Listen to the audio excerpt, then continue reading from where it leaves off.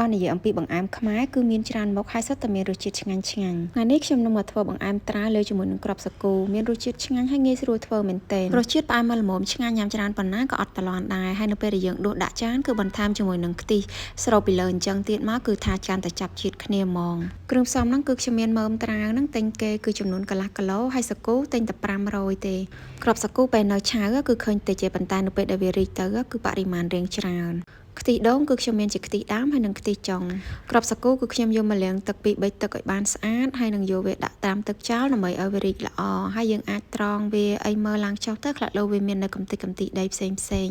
សម្រាប់ត្រាវគឺយកមកចិតសម្បកហើយលាងទឹកឲ្យវាឲ្យបានស្អាតយកវាមកកាត់ទៅជាកង់ដោយគ្រាប់ឡុកឡាក់កាត់បែបហ្នឹងធ្វើឲ្យផ្អែមត្រាវរបស់យើងមើលទៅគឺទំនងនៅក្នុងការញ៉ាំ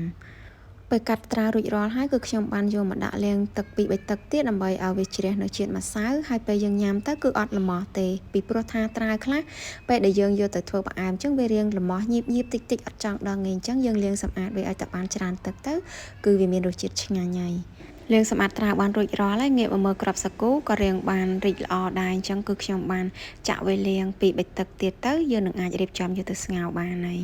សម្រាប់ការធ្វើគឺបងប្អូនអាចឃើញខ្ញុំលាងរៀងច្រើនតិចដោយសារតែយើងធ្វើញ៉ាំខ្លួនឯងគឺយើងលាងសម្អាតវាឲ្យបានច្រើនទឹកទៅយើងនឹងមានការស្និទ្ធនៅក្នុងការញ៉ាំដាក់ដាំទឹកហ្នឹងគឺប្រហែលជា1លីត្រហើយយើងដាក់ស្ងោរត្រាវការធ្វើបែបហ្នឹងនៅពេលដែលយើងយកត្រាវទៅធ្វើជាបង្អែមវាអត់រីកទេមើលទៅគឺវា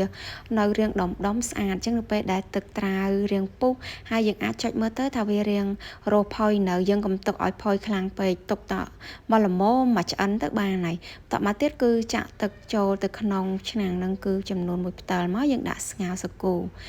យើងកុំដាក់ច្រើនពេកដើម្បីយើងទុកដាក់ខ្ទិះចុងរបស់យើងបន្តការស្ងោរនឹងរហូតតទៅវាបានពុះហើយនឹងវាបានរីកមើលទៅក្របរៀងឡើងថ្លាបែបហ្នឹងហើយមានន័យថាវាឆ្អិនហើយអញ្ចឹងគឺខ្ញុំបានចាក់បន្ថែមខ្ទិះចុងយើងចូលទាំងអស់បង្អែមកាលណាយើងប្រើខ្ទិះចុងដាក់លាយនៅក្នុងបង្អែមពេលធ្វើអញ្ចឹងទៅធ្វើឲ្យផ្អែមរបស់យើងគឺមានក្លិនឈ្ងុយញ៉ាំទៅគឺឆ្ងាញ់ហ្មងទុកខ្ទិះដូងរហូតតទៅវាបានរៀងឡើងពុះល្អខ្ញុំបានបន្ថែមអំបិលហ្នឹងគឺ1ចុងស្លាបព្រាកាហ្វេហើយនឹងបានបន្ថែមស្ករសចូលហ្នឹងគឺចំនួន3-4ស្លាបព្រាបាយសម្រាប់រសជាតិផ្អែមគឺអាចភ្លក់ទៅតាមចំណង់ចំណូលចិត្តរបស់បងប្អូនទាំងអស់គ្នាបានខ្ញុំបានទុកវាដើម្បីឲ្យវាពុះម្ដងទៀតរួចយកត្រាវដែលយើងបានស្ងោរឆ្អិនបាញ់មិញហ្នឹងគឺយកមកចាក់ចូលនៅពេលដែលយើងចាក់ចូលបែបហ្នឹងទៅគឺយើងអាចកូរត្រាវជាមួយនឹងទឹកសាគូរបស់យើងនឹងដើម្បីឲ្យវារៀងបានចូលសព្វគ្នាឃើញថាតំណងខ្លាំងមែនទែនទុកឲ្យពុះតែមួយរំពុះទៀតទៅគឺជាការស្រេចហើយដោយសារតែត្រាវរបស់យើងគឺបានឆ្អិនហើយ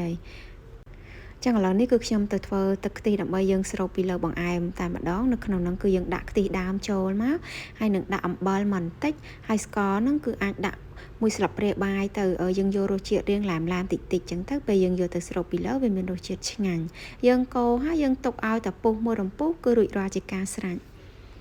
រួចរាល់ប្រព័ន្ធនឹងហើយគឺខ្ញុំបានរៀបចំដួសបង្អែមញ៉ាំហើយនៅក្នុងហ្នឹងសម្រាប់បង្អែមមួយមុខនេះគឺយើងចង់ញ៉ាំលក្ខណៈក្តៅក៏បានឬក៏ញ៉ាំលក្ខណៈត្រជាក់ដែលយើងដាក់ទឹកកកនៅក្នុងហ្នឹងក៏មានរសជាតិឆ្ងាញ់ដែរអញ្ចឹងសម្រាប់ខ្ញុំពេលឆ្អិនដំបូងភ្លាមហើយគឺខ្ញុំញ៉ាំពេលក្តៅ